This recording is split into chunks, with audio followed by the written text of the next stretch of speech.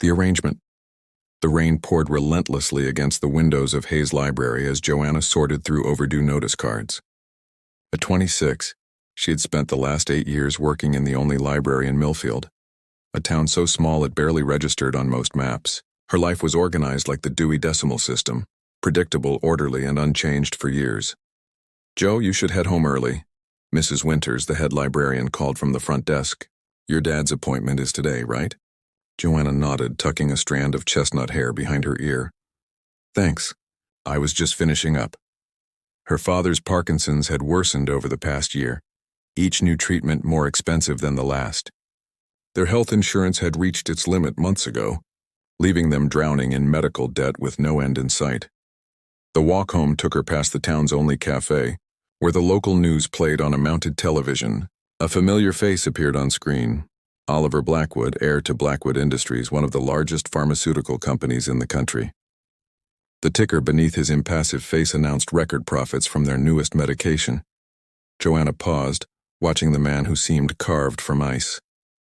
Even through the screen, his steel-gray eyes held no warmth, his perfectly tailored suit a armor against the world.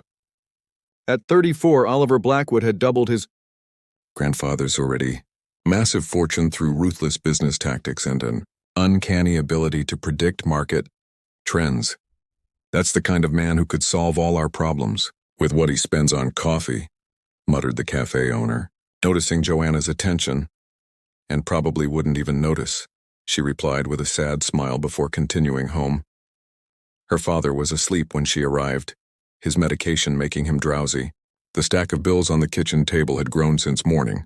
Another rejection from the insurance company. Another specialist recommending an experimental treatment they couldn't afford. The doorbell rang, an unusual occurrence in their quiet neighborhood. Joanna opened the door to find a woman in a tailored suit, her sleek blonde hair pulled back in a severe bun. "Joanna Hayes," the woman asked, consulting a tablet. "Yes? My name is Victoria Pierce, executive assistant to Oliver Blackwood of Blackwood Industries." She handed Joanna a business card embossed with the company's distinctive logo. "Mr. Blackwood would like to speak with you." "May I come in?" Stunned, Joanna stepped aside. Victoria moved with practiced efficiency, taking in the modest living room with a quick glance before sitting on the edge of the sofa. "I don't understand," Joanna said, perching nervously on the armchair across from her. "Why would Oliver Blackwood want to speak with me?" Victoria's expression remained professionally neutral. "Mr. Blackwood has a proposition for you. He'll explain the details himself." She checked her watch. "He'll be here in approximately 5 minutes. He values punctuality." Before Joanna could process this information, a sleek black car pulled up outside. Oliver Blackwood himself strode up the walkway, his tall frame making their small house seem even more modest by comparison. Victoria opened the door before he could knock. "Sir, this is Joanna Hayes." Oliver's gaze swept over Joanna, taking in her simple blouse and slacks, her minimal makeup, the slight tremble in her hands. His expression revealed nothing as he nodded to Victoria. "Wait in the car. This won't take long." The assistant departed, leaving Joanna alone with the billionaire who seemed to fill the small living room with his presence. "Miss Hayes," he began without preamble, "I have a business proposition for you." His voice was deep and smooth. Accustomed to being obeyed without question, he remained standing, as if sitting might somehow commit him to staying longer than necessary. "I don't understand," Joanna said again, finding her voice. "I have nothing you could possibly want." One dark eyebrow rose slightly. "On the contrary, you have something I need quite urgently." He glanced at his watch. "A timepiece that probably cost more than their house. My grandfather died 3 months ago. His will contains an unusual stipulation. I must be married before my 35th birthday next month to retain control of the company." Joanna blinked, certain she had misheard. "And you're telling me this because I'm offering you a solution to your financial problems in exchange for becoming my wife." Temporarily, of course. The world seemed to tilt beneath Joanna's feet. That's absurd. You don't even know me. I know everything I need to know." He retrieved a thin folder from his jacket. "Joanna Elizabeth Hayes, 26, bachelor's degree in English literature from State University. Employed at Hayes Library for 8 years. Mother deceased from cancer when you were 16. Father Thomas Hayes diagnosed with Parkinson's 4 years ago. Condition worsening. No criminal record, no significant debt until the medical bills started, no romantic entanglements. His clinical recitation of her life left Joanna speechless. The invasion of privacy should have angered her, but one detail caught her attention. "What do you mean by no romantic entanglements?" Oliver's expression remained impassive. "My investigators were quite thorough. You've dated exactly 3 men, none for longer than 6 months. You're—" He paused, choosing his words carefully. "Inexperienced in certain matters, which suits my purposes perfectly." Heat rose to Joanna's cheeks as she realized what he was implying. "That's none of your business. It became my business when I selected you as a potential candidate." He finally sat, perching on the edge of the sofa as if afraid of contamination. "I need a wife who won't complicate matters with emotional expectations or previous attachments. You need money for your father's treatment. I'm proposing a mutually beneficial arrangement. You want to marry a complete stranger to inherit a company?" Joanna asked, still struggling to comprehend the situation. "My grandfather was old-fashioned. He believed family men made better leaders." A flash of something, perhaps annoyance, crossed his face. "The marriage would last exactly 1 year, after which we would divorce quietly. You would receive $5 million up front, another 5 upon completion of the year, and comprehensive medical care for your father at our private facilities for the rest of his life. $10 million. It was an incomprehensible amount to Joanna, whose yearly salary barely covered their modest lifestyle even before the medical bills. "Why me?" she finally asked, her voice barely above a whisper. "You could hire an actress, someone who moves in your circles. Someone who could blackmail me later. Someone with connections to the press or my competitors." He shook his head. "You're unknown, unambitious, and desperate. The perfect combination." His assessment stung, but Joanna couldn't deny its accuracy. "What exactly would this arrangement involve?" "You would live in my house but maintain separate quarters. Attend certain social functions as my wife. Sign a comprehensive prenuptial agreement and confidentiality contract. After 1 year, return to your life significantly wealthier, while I retain control of my company. And my father would receive the best care available, effective immediately." Joanna's mind raced. The proposition was outrageous, yet the solution to all their problems sat across from her, watching her with those cold gray eyes. "I need time to think," she said finally. "You have until tomorrow morning." Oliver stood, straightening his already perfect jacket. "My assistant will return at 9 a.m. for your answer." He moved toward the door, then paused, looking back at her with the first hint of curiosity. "Most people would have either accepted immediately or thrown me out. You're more measured than I expected." "I'm not most people, Mr. Blackwood." Something like approval flickered across his face. "Evidently not. Until tomorrow, Miss Hayes." After he left, Joanna sank back into the chair, her mind whirling with possibilities and implications.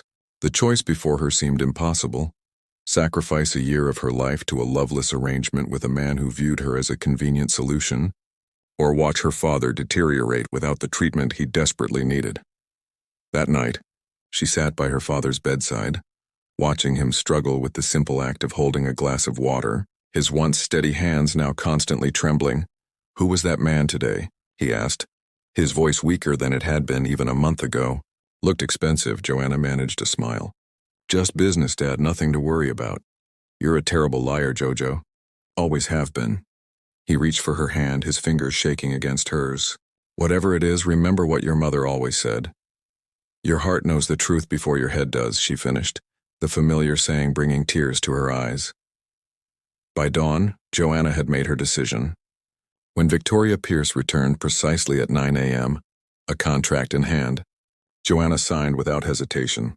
3 days later, she stood in the marble foyer of Oliver Blackwood's mansion, a modern glass and steel structure, overlooking the city, wondering what she had gotten herself into.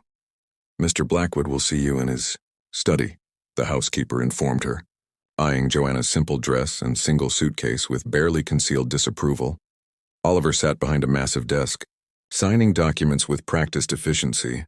He didn't look up when she entered, keeping her standing for a full minute before acknowledging her presence. "The wedding is tomorrow." "Small, private, legally binding," he said without preamble. "Victoria has arranged everything. Your father has already been transferred to our private facility." "Thank you," Joanna said quietly. He finally looked at her, his expression unreadable. They...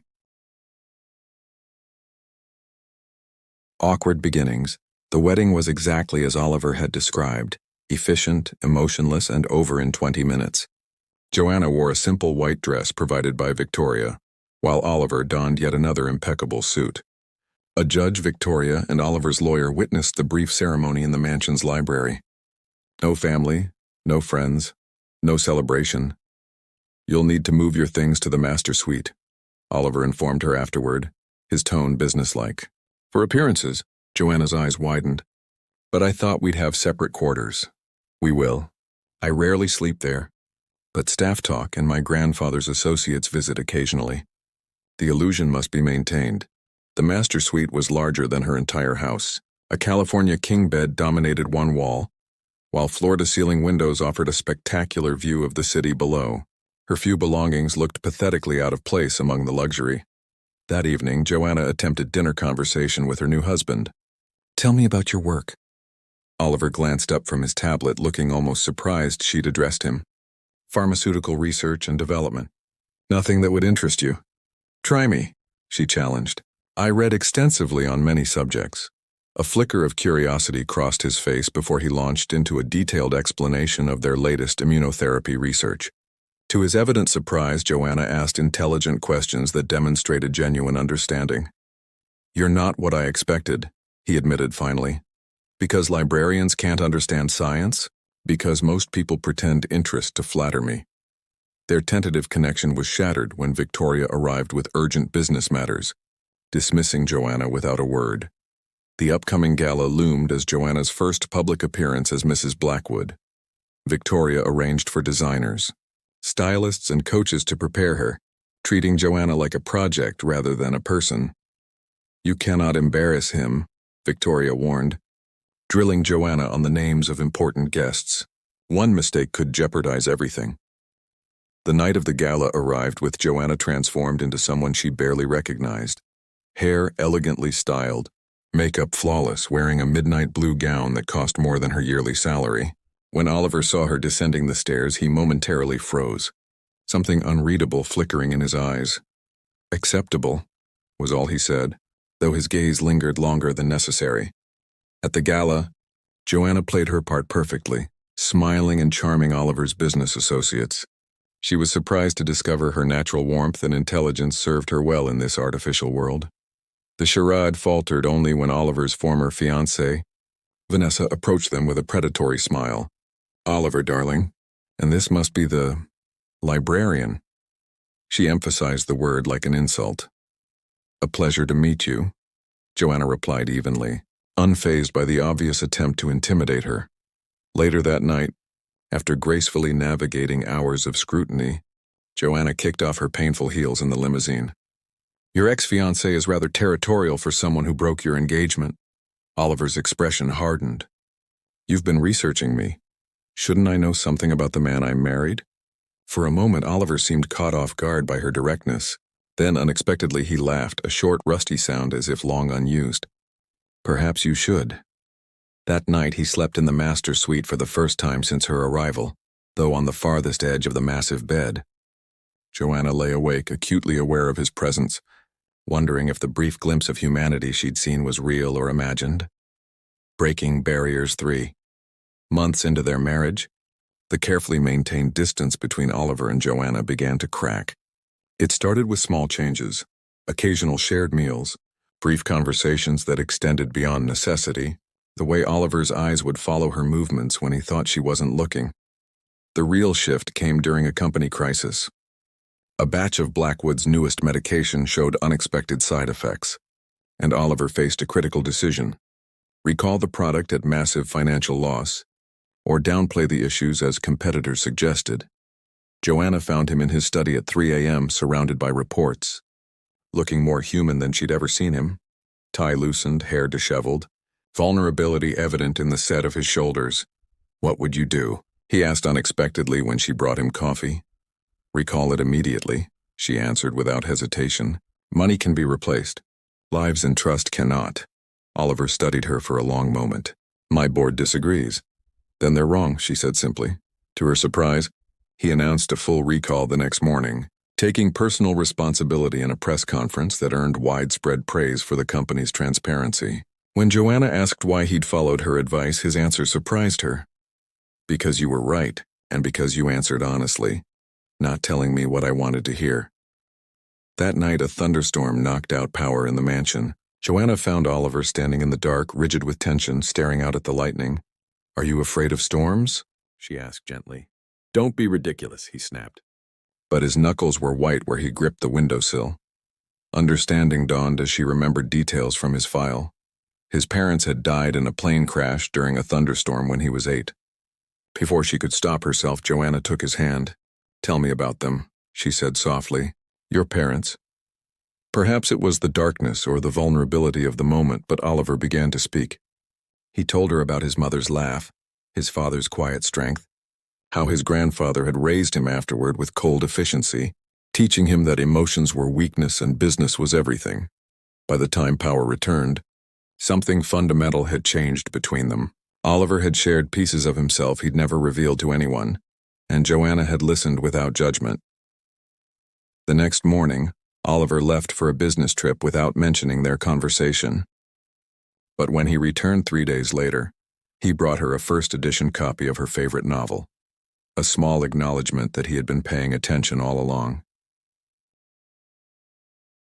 Unexpected feelings. 6 months into their arrangement, neither Joanna nor Oliver acknowledged how their relationship had evolved.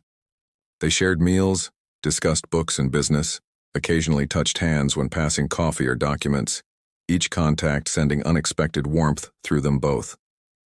Joanna visited her father weekly at the Blackwood facility, where his condition was noticeably improving with the experimental treatment. During one visit, he observed, "You talk about him differently now." "Who?" she asked, though she knew exactly whom he meant. "Your husband. You say his name like it matters to you." She couldn't deny it. Somewhere between arguing over breakfast preferences and watching Oliver work tirelessly to improve patient access to medications, she had begun to see the man beneath the cold exterior. And worse, she had begun to care for him. The crisis came at a charity ball celebrating Blackwood Industries' anniversary. Oliver actually smiled when Joanna entered in a stunning red gown, taking her arm with a possessiveness that felt less like performance and more like genuine desire. They danced together closer than necessary, his hand warm against the small of her back. "We've become quite convincing," he murmured near her ear. "Is that all this is? Convincing others?" she dared to ask. Before he could answer, Vanessa appeared. Perfect timing as always. "Oliver, the board members are asking for you." When Joanna excused herself to the powder room, she overheard Vanessa speaking with Oliver's lawyer in an adjacent hallway. "How much longer must we endure this charade?" Vanessa asked. The small-town virgin was a brilliant solution to the inheritance problem, but surely it's time to prepare for the next phase. "Oliver has his timeline," the lawyer replied. "Once he secures the final acquisition, he'll implement the divorce as planned. The girl will get her money and disappear." Heart-shattering, Joanna slipped away unnoticed. She had known from the beginning this was a business arrangement, but somehow she'd allowed herself to hope their growing connection might be real. By morning, Joanna had packed her few belongings and left a simple note. "Contract fulfilled on my end. Please continue my father's treatment." She returned to Millfield, renting a small apartment near the library, ignoring Oliver's increasingly urgent messages. "You're a fool," she told her reflection, "for thinking a man like that could ever see you as more than a transaction." Part 5. True Value for 3 weeks. Oliver tried everything to contact Joanna. Calls, messages, even sending Victoria to Millfield. Joanna refused all communication, focusing instead on rebuilding her life and visiting her father, whose care continued uninterrupted. At Blackwood Industries, Oliver was uncharacteristically distracted, snapping at board members and making unforced errors in negotiations. The mansion felt cavernous without Joanna's presence. Her books scattered throughout, her habit of humming while reading, the way she'd challenge his opinions without fear.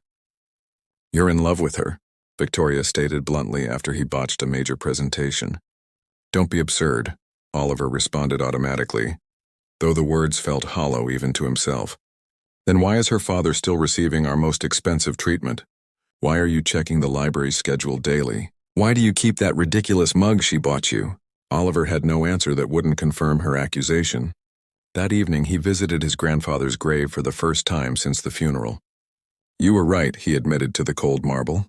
"A good man needs someone who makes him better, not someone who simply advances his interests." Meanwhile, in Millfield, Joanna was closing the library when her father's doctor called. "There's a man here to see your father. Says his name is Oliver Blackwood."